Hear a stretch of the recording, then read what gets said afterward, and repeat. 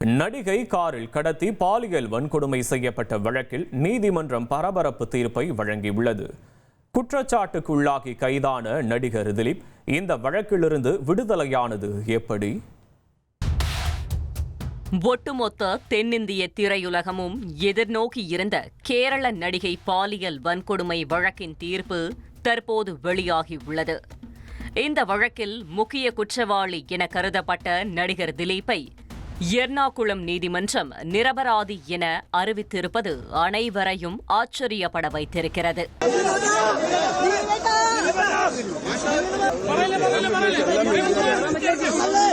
சுமார் 8 ஆண்டு காலம் நீடித்த விசாரணையின் பின்னணியை அறிய பிளாஷ்பேக் கதையை வேகமாக ரீவைண்ட் செய்தோம். கடந்த 2017 பிப்ரவரி 17ஆம் தேதி பிரபல கேரள நடிகை அவருடைய படப்பிடிப்பை முடித்துவிட்டு திருச்சூரிலிருந்து காரில் கிளம்பியிருக்கிறார். அவருடைய காரை வழிமறித்த 6 பேர் கொண்ட மர்ம கும்பல் நடிகையை கடத்தி சென்று பாலியல் வன்கொடுமை செய்துள்ளனர். அதோடு அந்த கும்பல் நடிகையை பிளாக்மெயில் செய்வதற்காக நடந்த சம்பவத்தை வீடியோவாகவும் பதிவு செய்திருக்கிறார்கள்.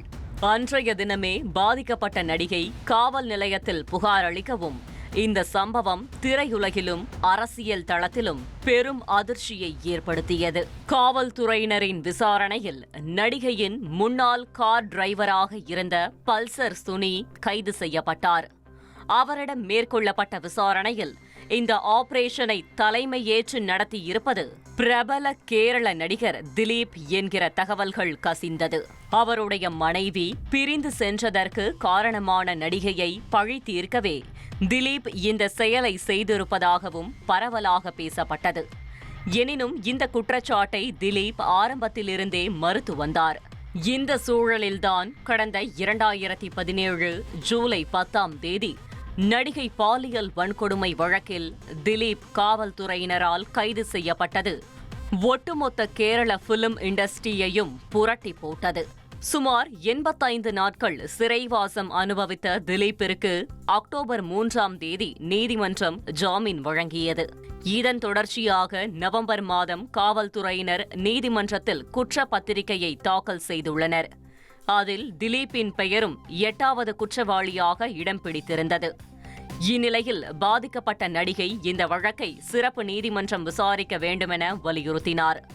அவரது கோரிக்கையை ஏற்று வழக்கு சிறப்பு நீதிமன்றத்திற்கு மாற்றப்பட்டது. அப்போது நடந்த விசாரணையில் பல முக்கிய சாட்சிகள் பிறழ் சாட்சியாகவும் மாறினார்கள். 5 ஆண்டு காலமாக விசாரணை நீடித்து வந்த நிலையில் கடந்த 2022ஆம் ஆண்டு இயக்குனர் பாலச்சந்திரகுமார் இந்த வழக்கு தொடர்பான புதிய தகவல்களை தெரிவித்து அனைவரையும் அதிர வைத்திருக்கிறார். அதில் நடிகர் திலீப் பாலியல் வன்கொடுமை செய்யப்பட்ட வீடியோவை நண்பர்களோடு சேர்ந்து பார்த்ததாகவும் அவருடைய தூண்டுதலின் பேரிலேயே இந்த சம்பவம் நடந்ததை போன்ற பிம்பமும் உருவானது. அதன் தொடர்ச்சியாக கேரள பிலிம் இண்டஸ்ட்ரியில் உருவாக்கப்பட்ட ஹேமா கமிட்டியும் அதன் விசாரணையின் அறிக்கையும் கூட நடிகர் திலீப்பிற்கு எதிராகவே இருக்குமென பலரும் நம்பினார்கள்.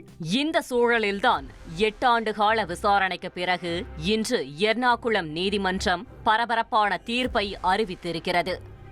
அதில் திலீப் குற்றவாளி என நிரூபிப்பதற்கு போதிய ஆதாரம் இல்லாத காரணத்தால் அவரை விடுதலை செய்வதாக அறிவித்துள்ளது. அதோடு பல்சர் சுனி உள்ளிட்ட 6 பேரை குற்றவாளிகள் என அறிவித்து நீதிபதி ஹனி வர்கீஸ் உத்தரவிட்டுள்ளார். இந்த தீர்ப்பை வரவேற்றுள்ள திலீப் குற்றமின்றி தான் கைது செய்யப்பட்டதாகவும் என்னுடைய கெரியரை சிலர் அழிப்பதற்கு முயற்சி செய்தனர், அது தோல்வியடைந்திருக்கிறது, தனக்குரிய நீதி வழங்கப்பட்டிருப்பதாக நன்றி என உணர்ச்சி பொங்க தெரிவித்திருக்கிறார். ഒരു കള്ളക്കഥ മെന്നെടുക്കുകയാണ് ചെയ്തത്. എന്നിട്ട് ഈ പോലീസ് സംഘം ചില മാധ്യമങ്ങളെയും അവർക്ക് ഒത്താശ ചെയ്തു കൊടുക്കുന്ന ചില മാധ്യമപ്രവർത്തകരെയും 8 ஆண்டு காலம் கடந்து நீதிமன்றம் அதன் முடிவை அறிவித்துவிட்ட போதிலும் இந்த சம்பவம் ஏற்படுத்திய விளைவுகள் இன்னும் முடியாமல் தொடர்ந்து கொண்டேதான் இருக்கிறது. அடுத்து என்ன நடக்கப் போகிறது என்பதை நாம் பொறுத்திருந்துதான் பார்க்க வேண்டும். இனி செல்லும் இடமெல்லாம் செய்தி. தந்தை டிவியின் வாட்ஸ்அப் சேனலை ஃபாலோ பண்ணினா செல்லருக்கும் இடமெல்லாம் செய்தி. இதோ QR கோட் இப்பவே ஸ்கேன் பண்ணுங்க. ஃபாலோ பண்ணுங்க.